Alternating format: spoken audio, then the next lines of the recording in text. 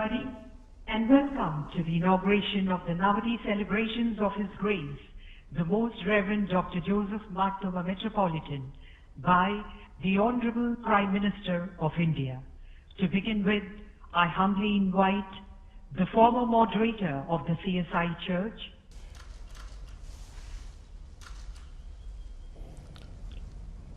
Honorable Reverend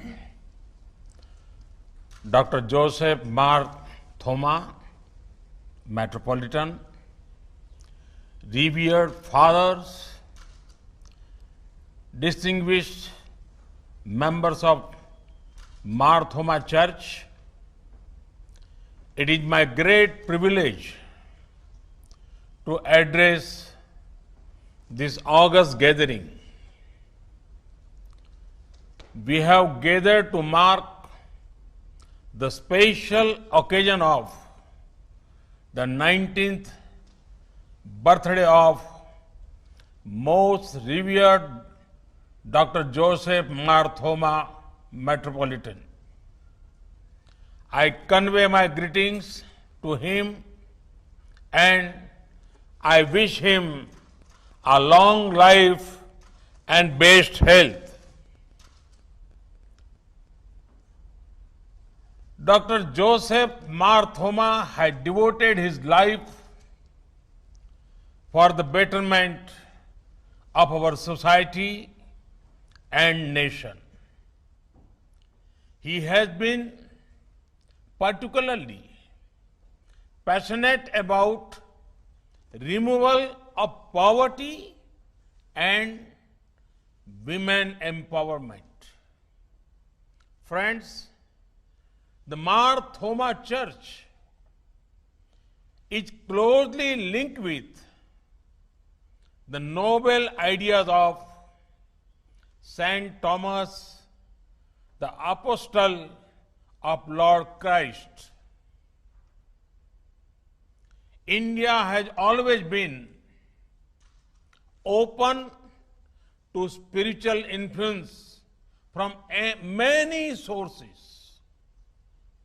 The contribution of Saint Thomas and following him the Indian Christian community are deeply valued.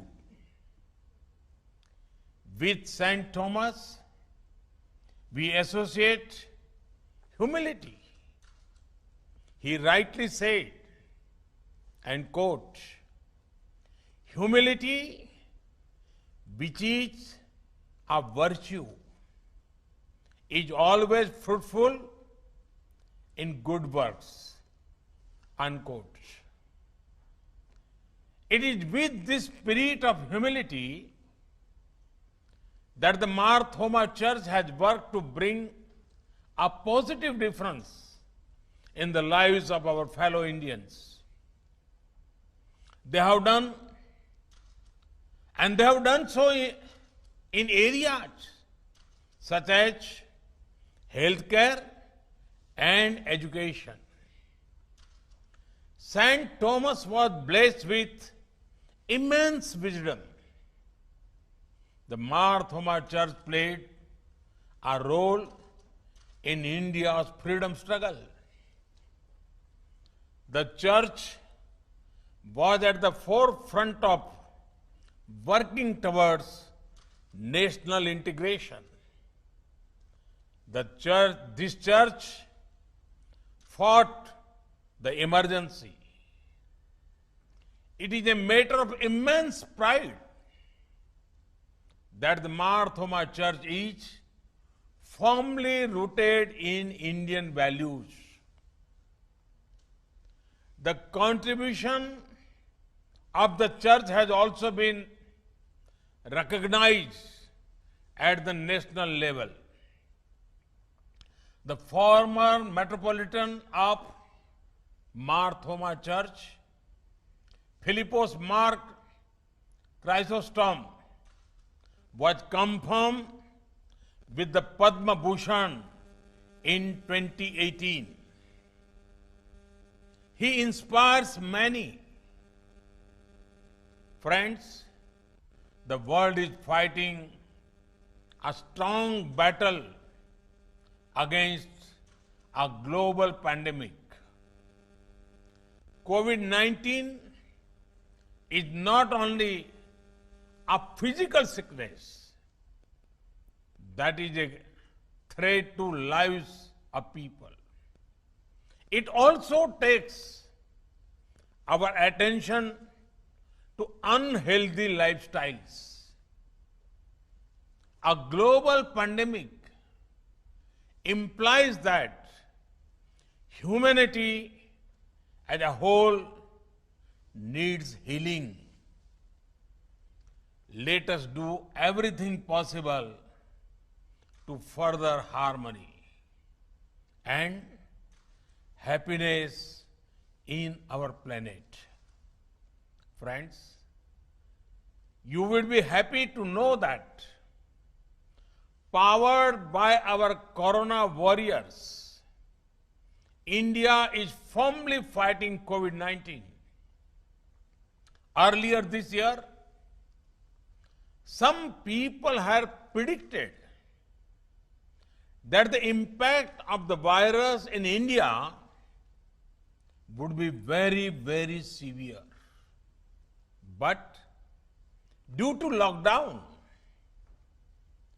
and many initiatives taken by the government, as well as a people-driven fight, India is a much better place than many other nations. India's recovery rate is rising. Any loss of life is unfortunate due to COVID or otherwise. However, India's death per million due to COVID is under 12. To place this in a context, the death rate in Italy is 574 per million. The figures in America, Britain, Spain, and France are also much higher than India. Lakhs of villages, home to 85 crore people, remain almost untouched by coronavirus.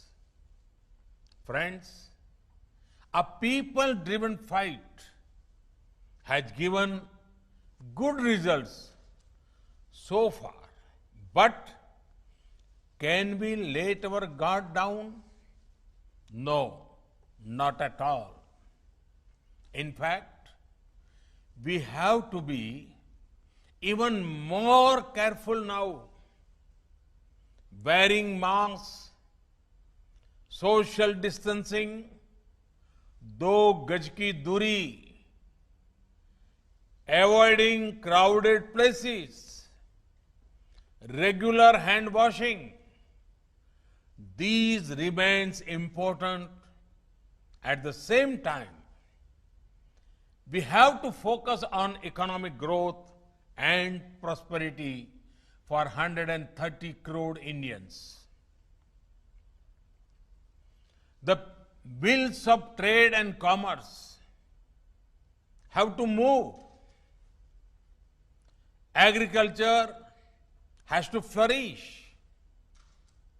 In the last few weeks, the government of India has addressed both short-term and long-term issues relating to the economy. From the sea to space, from the farms to the factories, people-friendly and growth-friendly decisions have been taken. The call for Atmanirbhar Bharat, self-reliant India, will ensure economic strength and prosperity for every Indian. A month ago, the Union Cabinet cleared the Pradhan Mantri Matsya Sampada Yojana. This scheme is going to transform our fisheries sector with an investment of over rupees 20,000 crore. This scheme seeks to boost the sector. The aim is to also increase export earning and provide more employment to over 55 lakh people. We want to ensure better technology, infrastructure, and making value chain stronger.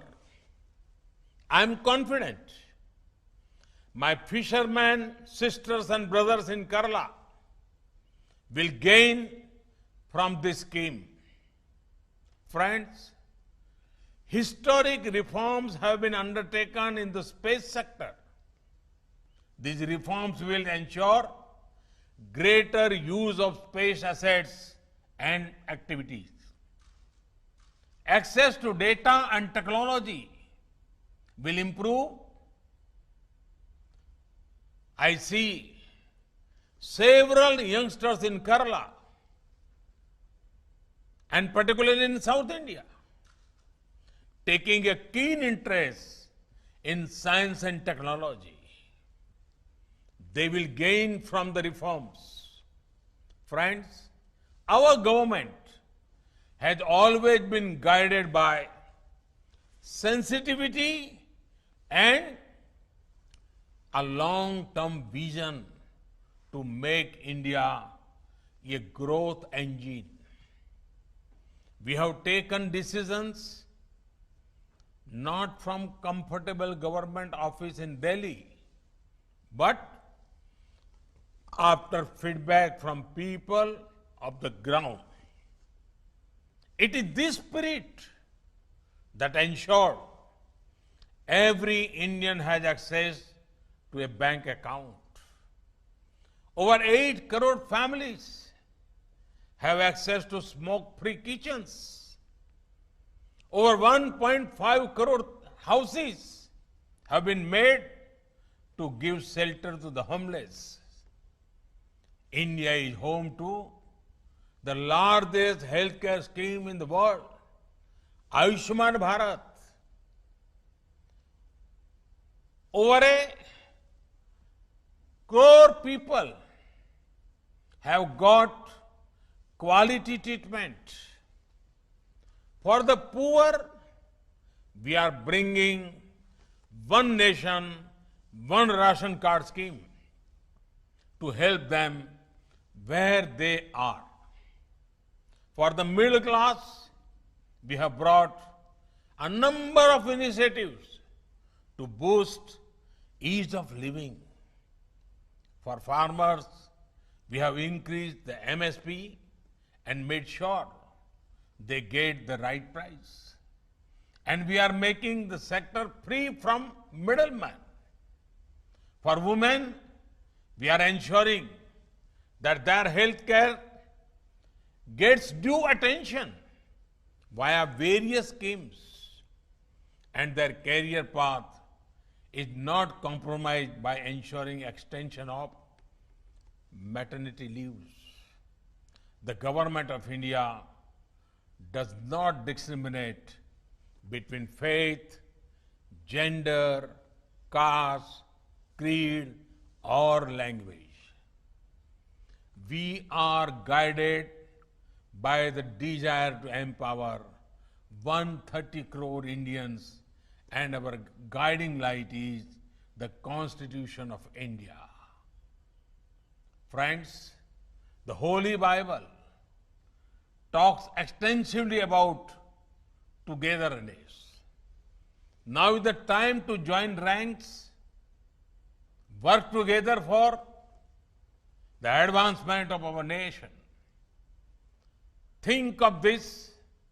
How can our actions contribute to national development? Today, India is saying we will produce locally and also buy local products. This will light the lamp of prosperity in the homes of many. There are many ways to strengthen our nation. The Mar Thoma Church, in line with its values, will surely rise to the occasion and play a key role in India's growth trajectory in the times to come. Once again, I convey my greetings to Honorable Reverend Dr. Joseph Mar Thoma, Metropolitan. Thank you all. Thank you very much.